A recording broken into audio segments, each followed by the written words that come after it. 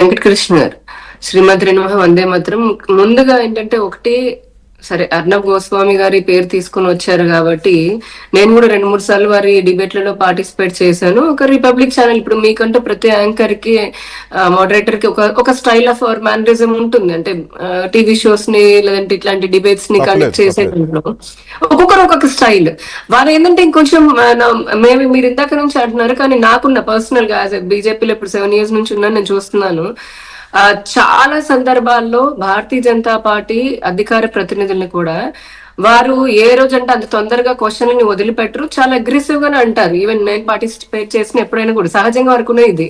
కాకపోతే ఇందాక ఇప్పుడు మనం మాట్లాడుకుంటున్న అంశానికి సంబంధించి హూ ఈజ్ లోకేష్ అనే దానికి ఆయన అనగడం కంటే కూడా ఇప్పుడు రెండో ప్రశ్న అన్నారు, లోకేష్ గారి అంటే ఆయన ఈ మినిస్టర్ కదా, స్టేట్ మినిస్టర్ కదా, కేంద్ర సివిల్ ఏవియేషన్ దానికి ఏంటంటే అది కొంచెం సరే అన్నారు. ఎందుకంటే ఇందాక ముందు మనం అనుకుంటున్నాం 3 రోజులుగా ఈ అంశమే కాదు, నేను చాలా క్లియర్ గా చెప్తున్నాను, ఎటువంటి ప్రజలకి సంబంధించి వచ్చిందా కూడా అర్నబ్ గోస్వామి గారు ఆయన చాలా ఎక్స్టెన్సివ్ అండ్ అగ్రెసివ్ మోడ్ లోకి వెళ్తారు.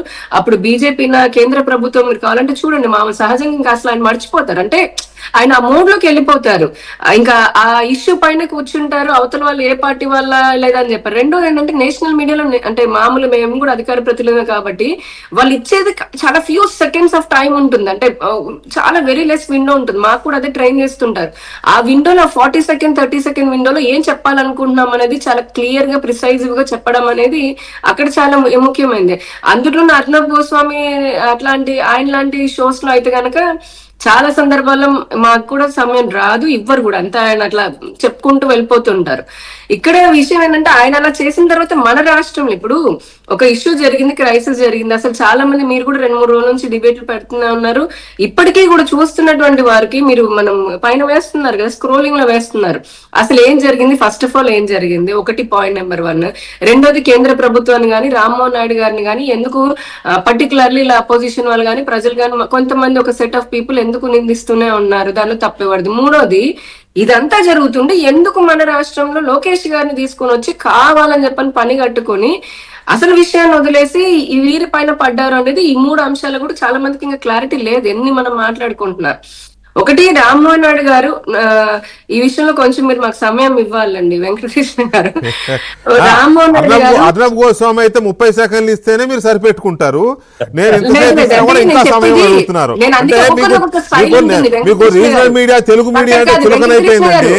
కాదు వెంకటకృష్ణ గారు, ఇప్పుడు అందుకనే ఆయన చూస్తుంటే ఆయన డిబేట్ లో ఎంత మందికి ఎవరేమో అర్థమవుతుందో తెలియదు, కానీ మీరు చేసేదానికి చాలా మందికి అర్థమవుతుంది కదా.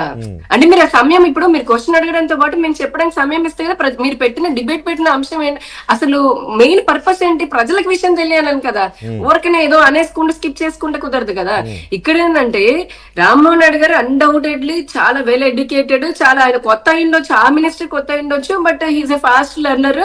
ఆ నమ్మకంతో ఇటు టీడీపీ నుంచి అటు ఎన్డీఏ కూటమిలకు ఆయన మంత్రిగా తీసుకున్నారు.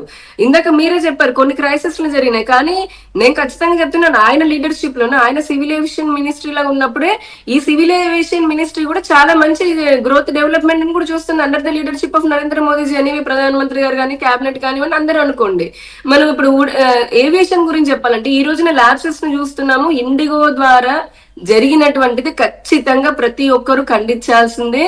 ప్రజలు పడ్డ కష్టాలు మామూలువి కాదు, అది భవిష్యత్తులో తిరిగి ఏ విధంగా అయినా సరే ఎటువంటి ఇది ఉన్నా అటువంటి జరగకుండా చూసుకోవాల్సినటువంటి బాధ్యత ఎయిర్లైన్స్ వాళ్ళు ఉంటుంది, వాళ్ళని మానిటర్ చేసేటువంటి సివిల్ ఏవియేషన్ పైన ప్రభుత్వం పైన ఖచ్చితంగా ఉంటుంది.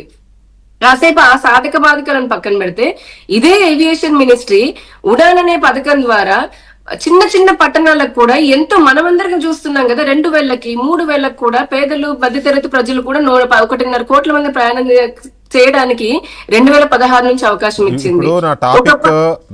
అంటే నేను చెప్పేది ఒక మినిస్ట్రీనే కాదు, ఒక క్రైసిస్ జరిగినప్పుడు మొత్తం కనిపిస్తే రామ్మోహన్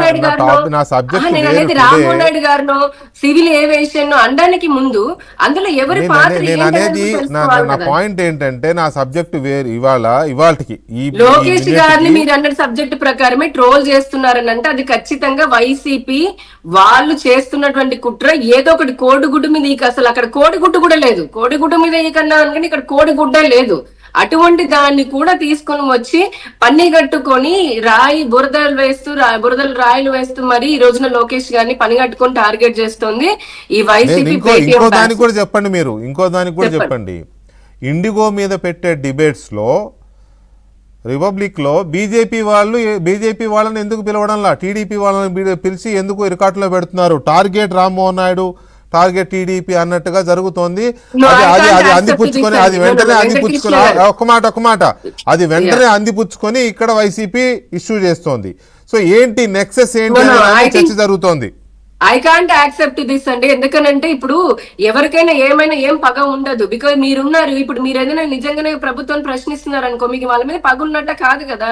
ఇక్కడ ఏంటంటే అంశం వచ్చింది, కానీ నేను ఇందాక నుంచి అదే చెప్తున్నాను. బీజేపీ వాళ్ళు ఎందుకు లేరంటే ఇప్పుడు రోజు మీరు ఏమైనా మీ ప్యానెల్ లో బీజేపీ వాళ్ళని పిలుస్తారంటే ఏ అంశం ఉన్నా కాదు కదా, మీకు అప్రోప్రియేట్ ఆల్మోస్ట్ ఉంటారు. కానీ అంటే నేను చెప్పేది అది దట్ ఈస్ యువర్ డిస్క్రిప్షన్ కదండి, మీ ఛానల్ లేదంటే మీకు అనిపించాలి. కాబట్టి ఇక్కడ అర్నబ్ గారు ఈ విషయంలో పని కట్టుకుని బీజేపీని పిలవలేదు, టీడీపీని పిలిచారు అని అంటే మేమైతే అటువంటి దాంతో నేనైతే ఏకీభవించలేదు. ఎందుకంటే ఎన్డీఏ కూటమిలానే చూస్తున్నాం, ఎన్డీఏ కూటమిలానే చూస్తున్నాం. టీడీపీ వేరు, బీజేపీ వేరు, కూటమి వేరు, ప్రభుత్వం వేరు అనేది అనుకోవట్లేదు. That is very much clear. ఇప్పుడు క్యాజువల్ గా ఒక రోజు పిలవలేదంటే, లేరంటే బీజేపీ వాళ్ళు కనపడలేదంటే అనుకోవచ్చు. Issue national issue. కేంద్ర పౌర విమానయాన శాఖ, దాని పేరే కేంద్ర ప్రభుత్వం మానిటర్ చేసే శాఖ. మంత్రి ఎవరైనా కావచ్చు. నా స్ట్రైట్ క్వశ్చన్ ఏంటంటే, కేంద్ర పౌర విమానయాన శాఖ మంత్రి బీజేపీ నాయకుడు అయి ఉంటే సిచ్యువేషను, లేకపోతే అర్నబ్ స్టాండ్ కానీ నేషనల్ మీడియా స్టాండ్ కానీ ఇలా ఉండేదా? చిన్న బ్రేక్ తర్వాత